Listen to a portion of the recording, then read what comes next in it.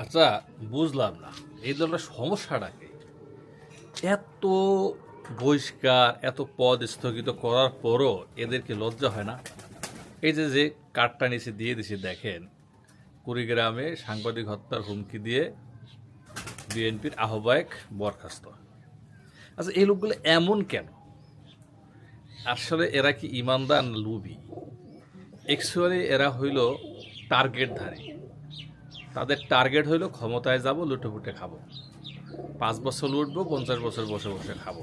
শর্টকাটে বড়লোক বা শর্টকাটে ক্ষমতাশালী হওয়া, শর্টকাটে সম্পদশালী হওয়ার একটা সিস্টেম। তা না হইলে এই দলের মধ্যে কি এমন কোনো শক্তপোক্ত ব্যক্তি নাই যার এক কথায় সব সোজা হইতে পারে? কিভাবে হবে? এদের যে সংগঠনের গঠন প্রক্রিয়া, তাতে করে কাউকে ছাড়া তারা চলতেই পারে না।